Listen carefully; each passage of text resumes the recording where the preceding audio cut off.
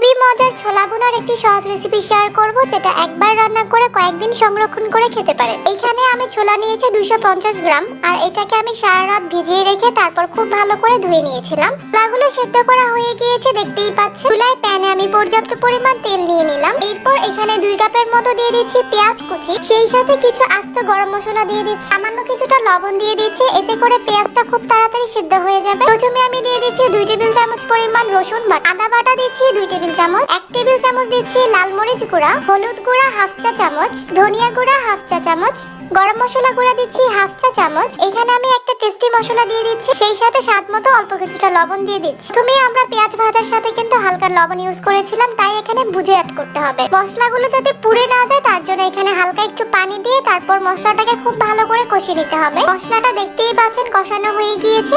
এখন আগে থেকে সিদ্ধ করে রাখা যে ছোলাগুলো ছিল সেগুলো আমি দিয়ে দিব। মশলার সাথে ছোলাগুলোকে খুব ভালো করে একটু নেড়েচেড়ে মিশিয়ে নিচ্ছি। মিশানো হয়ে গিয়েছে। এখন আমি এটাতে প্রায় 2 কাপের মতো নরমাল পানি দিয়ে দিলাম। এটা যখন এরকম কষানো হয়ে যাবে, এই পর্যায়ে আমি এখানে 3টা আলু সিদ্ধ করে এরকম চটকে দিয়ে দিচ্ছি। মাখা হয়ে যায় আর খেতেও অনেক ভালো লাগে। বেশ কিছুক্ষণ পর আমি ঢাকনাটা খুলে দিয়েছি, দেখতেই পাচ্ছেন এটা কিন্তু অনেকটা ভুনা ভুনা হয়ে গিয়েছে। এই পর্যায়ে আমি আস্ত কিছু কাঁচা মরিচ দিয়ে দিলাম। ছোলা ভুনাটা আমাদের একদম শেষের পর্যায়ে। এখন চুলাটা বন্ধ করে এটাকে আমি সার্ভ করে নিচ্ছি।